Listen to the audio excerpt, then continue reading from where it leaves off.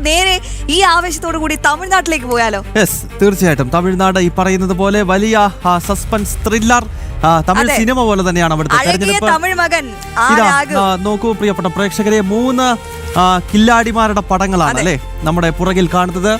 സ്റ്റാലിൻ ഇപ്പോഴത്തെ മുഖ്യമന്ത്രി എല്ലാവർക്കും അറിയാം, DMK-യുടെ നേതാവാണ്. ഒരുപാട് വിവാദങ്ങളിൽ നിറഞ്ഞു നിൽക്കുകയാണ് സ്റ്റാലിന്റെ പല പ്രസ്താവനകൾ, സ്റ്റാലിന്റെ മകൻ നടത്തുന്ന പ്രസ്താവനകൾ. സനാതന ധർമ്മത്തെ അധിക്ഷേപിക്കുക, സനാതന ധർമ്മം എന്ന് പറഞ്ഞാൽ അത് രോഗമാണെന്ന് പരസ്യമായിട്ട് വിളിച്ചു പറയുക, അത്തരം വലിയ വിവാദ പ്രസ്താവന നിലകൊള്ളുക, വനിതാ സംവരണ ബില്ലിനെതിരെ നിലകൊള്ളുക, ആ ബില്ല് കത്തിച്ച് പ്രതിഷേധിക്കുക, തുടങ്ങിയ കാര്യങ്ങളൊക്കെ ചെയ്ത മഹാൻ കൂടിയാണ് അദ്ദേഹം. അതുകൂടി പറയണം ഗൗതം. അത് തന്നെയാണ്. അങ്ങനെ വലിയ വിവാദങ്ങളുണ്ട്. പക്ഷേ കേരളത്തിലെ പോലെ തന്നെ മുസ്ലിം വോട്ട് ബാങ്ക്, തീവ്ര മുസ്ലിം വോട്ട് ബാങ്കിനെ കൂടെ പിടിക്കുകയാണ് ഈ തവണ DMK. അത് വിജയിക്കുമോ ഇല്ലയോ എന്നാണ് കണ്ടറിയേണ്ടത്. നടുക്ക് ഇടപ്പാടി പളനിസ്വാമിയുണ്ട്. AIADMK-യുടെ നേതാവാണ്. നാഷണൽ ഡെമോക്രാറ്റിക് അലയൻസ് BJP നേതൃത്വം നൽകുന്ന NDA AIADMK ഓൾ ഇന്ത്യ അണ്ണാ ദ്രാവിഡ മുന്നേറ്റ കഴകമാണ് അവിടെ നയിക്കുന്നത്.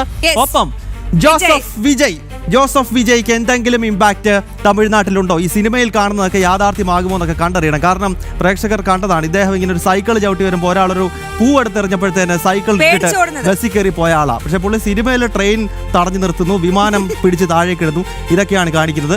അപ്പോൾ സിനിമയല്ല യാഥാർത്ഥ്യം, സിനിമയല്ല രാഷ്ട്രീയം, അതൊക്കെ നമുക്ക് നാളെ അറിയാം. എനിക്ക് തോന്നുന്നത് ഈ സ്റ്റാലിന് ഏറ്റവും വലിയ അല്ലെങ്കിൽ ശനിദശ കൊണ്ടുവന്നിരിക്കുന്നത് ഈ ജോസഫ് വിജയ് എന്ന് പറയേണ്ടി വരും. കാരണം എക്സിറ്റ് പോൾ പ്രവചനങ്ങൾ സത്യമാകുമെങ്കിൽ ഈ TVK അല്ലെങ്കിൽ അഴകിയ തമിഴ് മകനാകാനുള്ള സാധ്യതയൊന്നുമില്ല. എങ്കിൽ കൂടിയും വോട്ടുകൾ പിടിക്കും. ആ പിടിക്കുന്ന വോട്ടുകൾ മുഴുവൻ അത് സ്റ്റാലിൻ ചെയ്താകും. പക്ഷെ എനിക്ക് തോന്നുന്നു കമൽഹാസന്റെ അവസ്ഥയായിരിക്കും വിജയിക്കുന്നതാണ്. കാരണം കമൽഹാസൻ രാഷ്ട്രീയത്തിൽ വരുമ്പോൾ ഇതുപോലെ ഭയങ്കര തള്ളിമറിക്കലായിരുന്നു. പക്ഷെ അദ്ദേഹത്തിന്റെ പാർട്ടി വട്ടപൂജ്യമായി പോയി. അദ്ദേഹത്തിന് പോലും സ്വന്തം തട്ടകമായ കോയമ്പത്തൂരിൽ പോലും വിജയിക്കാൻ കമൽഹാസന് പറ്റിയില്ല. കാരണം ദേശവിരുദ്ധതയും രാഷ്ട്രവിരുദ്ധതയുമാണ് ഈ കമൽഹാസൻ പറഞ്ഞത്.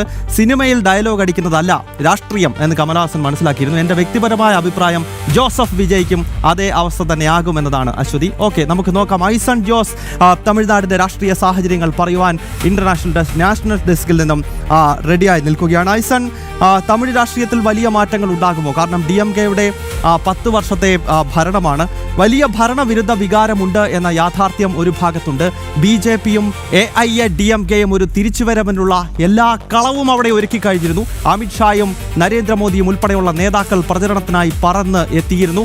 അപ്പോൾ എന്താണ് തമിഴ്നാട്ടിൽ സംഭവിക്കുന്നത്? വിജയ്ക്ക് എന്തെങ്കിലും ഇമ്പാക്ട് ഉണ്ടാക്കാൻ കഴിയുമോ? AIADMK-യും BJP-യും നേതൃത്വം നൽകുന്ന സർക്കാർ വരുമോ, അതോ DMK തുടരുമോ? ഗൗതം, ഇപ്പോൾ നമുക്ക് ലഭ്യമാകുന്ന സൂചനകൾ അനുസരിച്ച് നേരത്തെ എക്സിറ്റ് പോളുകളുടെ പ്രവചനങ്ങളൊക്കെ പരിശോധിക്കുകയാണെങ്കിൽ DMK ഭരണ തുടർച്ച ഉണ്ടാകുമെന്നൊക്കെ പറയുന്നുണ്ട്. എങ്കിൽ കൂടി മറ്റ് സൂചനകൾ പുറത്തു വരുന്നത് NDA-യുടെ സാന്നിധ്യം, അതിശക്തമായൊരു സാന്നിധ്യം NDA-യും BJP-യുടെയും ഓൾ ഇന്ത്യ അണ്ണാ ദ്രാവിഡ മുന്നേറ്റ ഘടകത്തിൻ്റെയും ഭാഗത്തു നിന്ന് തമിഴ്നാട്ടിൽ ഉണ്ടാകുന്നുണ്ട്. അത് അതിശക്തമായൊരു പ്രചരണ തന്ത്രം തന്നെ BJP അവിടെ പ്രയോഗിക്കുകയും ചെയ്തിട്ടുണ്ട്. നമുക്കറിയാവുന്നതാണ്, പ്രധാനമന്ത്രി ഉൾപ്പെടെ അവിടെ എത്തി കൃത്യമായ പ്രചരണ പരിപാടികളിൽ ഭാഗമാവുകയും ചെയ്തിരുന്നു. ഇത്തരത്തിൽ ശക്തമായൊരു പ്രചരണം BJP-യുടെ ഭാഗത്തു നിന്നുണ്ടാകുകയും വികസന രാഷ്ട്രീയത്തിൻ്റെ ഒരു ആശയം മുന്നോട്ട് വയ്ക്കുകയും ചെയ്തിരുന്നു എന്നതൊരു യാഥാർത്ഥ്യം തന്നെയാണ്. മാത്രമല്ല, നമുക്കറിയാവുന്നതാണ് ഈ ദ്രാവിഡ രാഷ്ട്രീയവുമായി കൂടിക്കുഴഞ്ഞ് കിടക്കുന്ന ഒരു സ്വഭാവമുണ്ട് തമിഴ് രാഷ്ട്രീയത്തിന്. മറ്റൊരു സ്വാധീന ഘടകം എന്ന് പറയാമായിരുന്നത്, നേരത്തെ ആയിരുന്നു അത്തരത്തിൽ പറയാമായിരുന്നത് എന്നേ പറയാൻ ഇപ്പോൾ സാധിക്കുകയുള്ളൂ.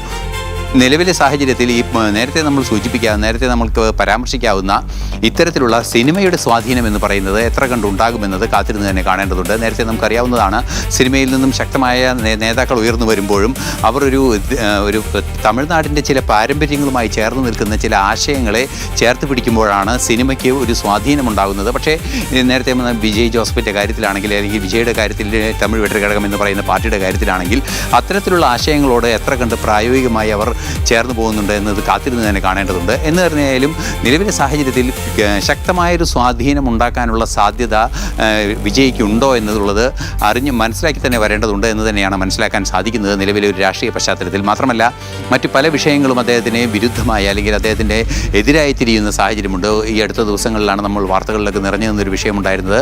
അദ്ദേഹത്തിൻ്റെ റാലിക്കിടെ നിരവധി പേർ മരിക്കുകയും ആളെ കൂട്ടാൻ വേണ്ടി കാത്തുനിന്നു എന്ന രീതിയിലൊക്കെയുള്ള വലിയ രീതിയിലുള്ള ആരോപണങ്ങൾ ഉണ്ടാവുകയും കേസുണ്ടാവുകയും ഒക്കെ ചെയ്ത സാഹചര്യമുണ്ട്. അത്തരത്തിൽ മനുഷ്യരെ അത്ര കണ്ട് പരിഗണിക്കാത്തൊരു സ്വഭാവം അദ്ദേഹത്തിനുണ്ട് എന്നൊരു ധാരണ തമിഴ്നാട്ടിലെ ഇടയിലുണ്ട് എന്നതൊരു വസ്തുത തന്നെയാണ്. മറ്റൊരു പ്രധാന വിഷയം എന്ന് പറയുന്നത് DMK-യുടെ സാന്നിധ്യം, DMK-യും അതുപോലെ തന്നെ AIADMK-യും പ്രധാന മത്സരം സൃഷ്ടിക്കുന്നൊരു സാഹചര്യമാണ്. NDAയും DMK സഖ്യകക്ഷികളുമുള്ളത്. DMK സഖ്യകക്ഷികളുടെ ഭാഗത്തു നിന്ന് പരിശോധിക്കുകയാണെങ്കിൽ അത് ഭരണ തുടർച്ച ഉണ്ടാകുമെന്ന ഒരു അമിത ആത്മവിശ്വാസത്തിലേക്കാണ് കാര്യങ്ങൾ പോകുന്നതെന്നാണ് നമുക്ക് മനസ്സിലാക്കാൻ സാധിക്കുന്നത്. മാത്രമല്ല ഇന്ത്യ സഖ്യത്തിൻ്റെ യഥാർത്ഥ മുഖമാണ് DMK എന്നതും ഒരു വസ്തുതയാണ്. ആ വശത്തിൽ തന്നെയാണ് ഏറ്റവും ഗൗരവമേറിയ മറ്റൊരു വിഷയം ഉയർന്നു വരികയും ചെയ്യുന്നത്. നേരത്തെ ഗൗതം സൂചിപ്പിച്ചതുപോലെ സനാതനധർമ്മത്തെ ഏതാണ്ട് വൈറസിനെ പോലെ തള്ളിക്കളയേണ്ടതുണ്ട് എന്ന രീതിയിലൊക്കെയുള്ള ഉദയനിധി സ്റ്റാലിൻ്റെ ചില മറുപടികളൊക്കെ ഉണ്ടായിരുന്നു, അല്ലെങ്കിൽ ചില പരാമർശങ്ങളൊക്കെ ഉണ്ടായിരുന്നു. ഉദയനിധി സ്റ്റാലിൻ്റെ ഈ പരാമർശം ചെപ്പോക്കിൽ അദ്ദേഹത്തിന് ഒരു വലിയൊരു പ്രതികരണം നേരിടുന്ന ഒരു സാഹചര്യം ഉണ്ടാക്കുമെന്ന നിരീക്ഷണങ്ങളെല്ലാം തന്നെ പുറത്തു വരികയും ചെയ്യുന്നുണ്ട്.